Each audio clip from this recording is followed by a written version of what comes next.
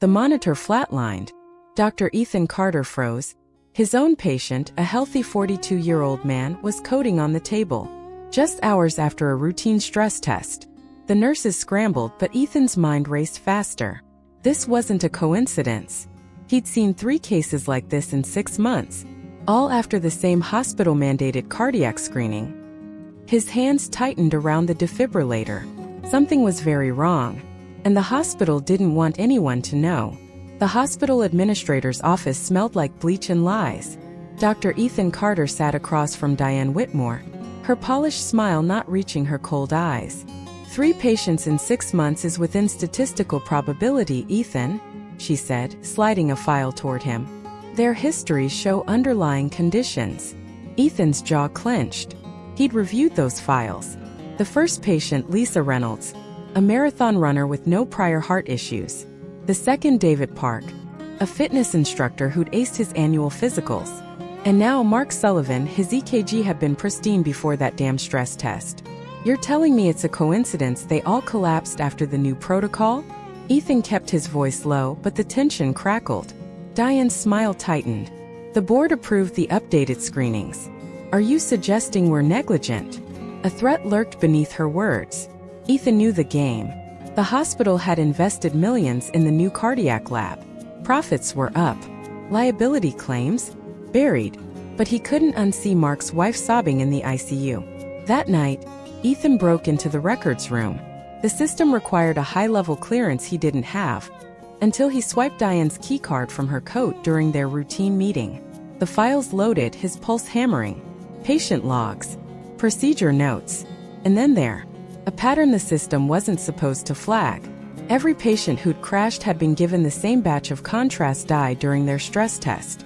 Batch #X209. Manufactured by Vascacorp. Ethan's breath caught. Vascacorp's CEO sat on the hospital's board. He clicked deeper. The dye had fast-tracked FDA approval despite flagged irregularities in trials. Deleted memos. Whistleblower settlements. A single email stood out. *6209 stability issues under stress conditions. Recommend additional testing. Dr. L. Torres. The timestamp? 3 days before Lisa Reynolds' death. Ethan's hand shook. This wasn't negligence. It was murder. And Diane knew. The door creaked open behind him. I warned you not to dig, Ethan. Diane's voice was ice. The security guard beside her cracked his knuckles. Ethan's screen flickered. The files were remotely wiping. He had seconds. He slammed his coffee mug into the guard's knee, snatched the backup drive from the terminal and bolted. The parking lot cameras would catch him, but it didn't matter. Not when the drive in his pocket held proof that Vascacorp's dye was triggering strokes. The real question? How many more patients would collapse before someone believed him? His phone buzzed. An unknown number. Stop talking, or the next code blue will be yours. The rain hammered against the windshield as Ethan sped through the city, his knuckles white on the steering wheel. That text wasn't just a threat. It was confirmation. Someone was watching. His phone buzzed again, but he ignored it. The backup drive weighed heavy in his pocket. He needed to get to someone who could help, someone outside the hospital's reach. His mind raced through options. Media? Too slow. Police? Too risky. Then he remembered Dr. Torres, the name on that damning email. A quick search pulled up her LinkedIn. Former lead researcher, Vascacorp. Currently, neurology consultant, St. Vincent's Free Clinic. A whistleblower who'd been pushed out. The clinic was across town, in a neighborhood the hospital's board would never step foot in. Perfect. He swerved into an alley just as headlights appeared behind him, too close. Not a coincidence. Ethan killed the engine, slipped out and melted into the shadows. The car slowed, then sped off. For now, St. Vincent's was a rundown brick building with flickering fluorescence. The receptionist eyed him warily. Dr. Torres? She's not here, the woman said, but her gaze darted to a back hallway. Ethan didn't have time for games. Tell her it's about 6209. A beat. Then a door creaked open. Dr. Torres was younger than he expected, mid-30s, with sharp eyes and a guarded stance. You're Carter, she said flatly. The hospital's golden boy. Why are you here? Ethan pulled out the drive. Because people are dying. And you knew this would happen. Her face paled. She ushered him into a cramped office, the walls plastered with research. I tried to stop it, she muttered, plugging in the drive. But Vascacorp buried the data. The dye destabilizes under cardiac stress. It forms microclots. Silent, untraceable. Until it's too late. Ethan's stomach dropped. How many batches are out there? Torres exhaled. Hundreds. And the hospital's admin fast-tracked it because they get a cut of every test. A knock at the door made them both freeze. Lena? You in there? A man's voice. Torres's eyes widened. Kyle. He's Vascacorp's head of security. Ethan's pulse spiked. You're working with them? She shook her head violently. No. But he's my brother. And he doesn't know I leaked that email. The doorknob turned. Ethan dove behind a filing cabinet as Kyle stepped in, his frame filling the doorway. You look like you've seen a ghost, Kyle said, frowning. Torres forced a laugh. Just long night. Kyle's gaze landed on the open drive. What's that? A beat too long. Torres lunged for her desk drawer, but Kyle was faster. He yanked the drive free. You stupid girl, he hissed. You're gonna get us both killed. Ethan's mind raced. Kyle wasn't just security. He was cleanup. And now Torres was in the crosshairs. As Kyle turned toward the door, Ethan made his move. But the glint of a gun barrel stopped him cold. Ah, the doctor, Kyle sneered. We've been looking for you. Outside, tires screeched. Reinforcements. Ethan had one shot. He grabbed a scalpel from Torres's tray and lunged. Just as the clinic's lights went out, darkness swallowed the room whole. Ethan froze mid-lunge, the scalpel trembling in his hand. Kyle's gun went off, a deafening crack in the confined space, but the bullet buried itself in the wall. Someone screamed. Glass shattered. Then came the sound Ethan least expected. A fist connecting with flesh, a grunt of pain, and Kyle's body hitting the floor hard. The emergency lights flickered on, revealing a figure standing over Kyle's unconscious form. A woman in a black hoodie, her face obscured by shadows. We have approximately 90 seconds before backup arrives, she said, her voice calm but urgent. Torres scrambled to her feet. Who the hell are you? The woman ignored her, turning to Ethan instead. Dr. Carter, if you want to live, come with me now. He hesitated. This could be another trap. But the sound of shouting from the parking lot decided for him.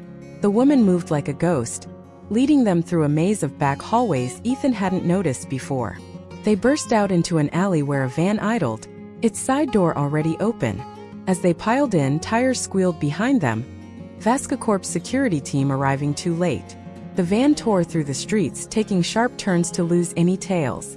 The woman finally pulled back her hood, revealing short-cropped blonde hair and piercing green eyes.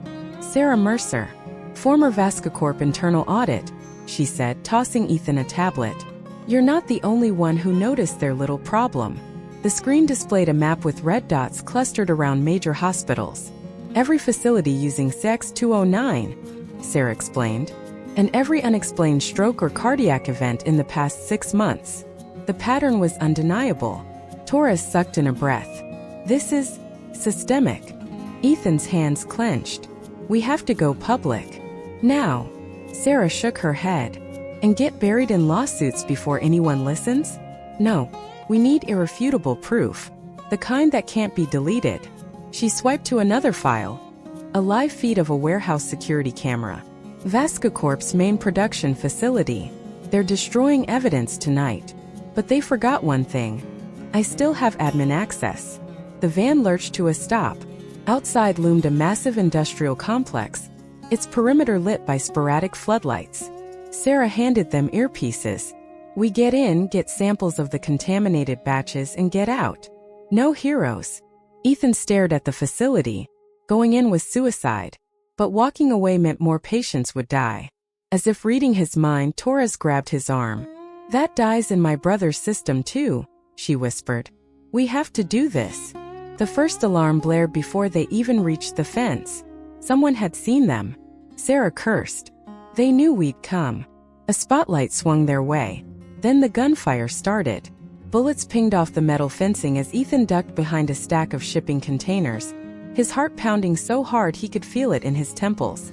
Sarah moved like a shadow, disabling the nearest camera with a well-aimed toss of her knife before signaling them forward.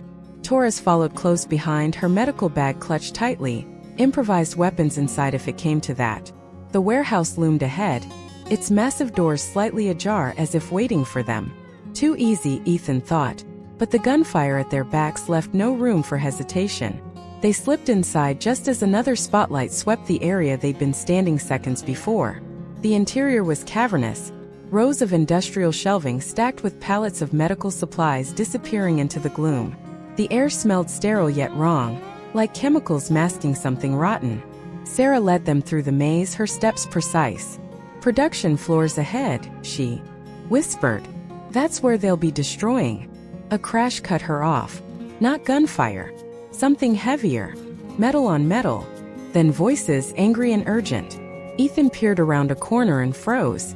A group of men in lab coats, not security scientists, were loading crates onto a truck marked with a biohazard symbol.